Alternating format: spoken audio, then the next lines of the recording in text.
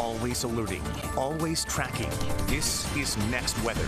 Dave, we're always marching to the beat of our own drum here in Yes. South Florida when it comes to weather. We call the first day of fall here Sunday. Exactly. It's just another day. Just another September day here in South Florida. Yeah, right, the showers developing, get that sea breeze coming in, trying to get a little more comfortable right near the coast. It's triggering a few showers. We'll keep an eye on that with our Next Weather radar network. Not all that heavy. There's some drier air that's coming in, but look at the line, how it's pushing inland here. If you're along 441, if you're east of that, you're clear. If you're west of it, you might see a few showers as this slowly tries to work its way through the area. Right now around Davie and up around Coral Springs, just east of Parkland there, these showers continue to work their way inland. That line goes all the way down through Miami-Dade. Nothing developed here yet, but can't rule out a stray shower. It's trying to cool things off. We have temperatures dropped into the upper 80s there right along the coast and just dropped down from the 90s there in Opelika.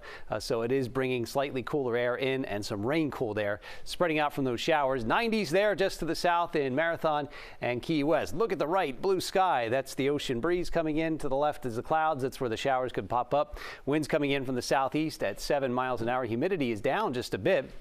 We had some drier air in thanks to a front which stalled. Now that's washing out. The moisture will start to work its way back into the area this week. Monday, Tuesday, Wednesday, it gets a bit breezy. Thursday and Friday, a little more moisture comes in. Depending on how the storm in the Gulf shapes up, we could have stronger storms there in the lower Keys and up and down the Gulf Coast here, but we'll keep an eye on that closely. As far as the next weather rain tracker, we do see a few showers around tonight, mainly to the south.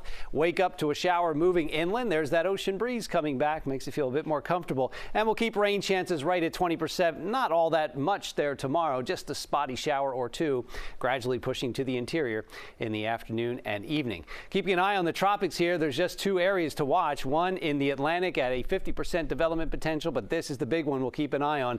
It's that area of low pressure, a bit disorganized right now, but the development potential is high.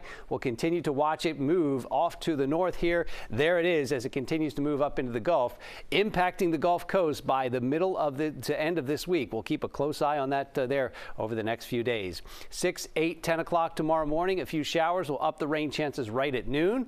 And then we have a few showers pushing to the interior. So we lower the rain chances there in the afternoon and evening. After temperatures hit 90, it'll be dropping. We'll keep an eye on the water tomorrow. There's no alerts. The wind's starting to pick up just a bit, though. 1 to 2 foot seas there. And it is now getting a little choppy in some of the bays. Still smooth in the nearshore waters there.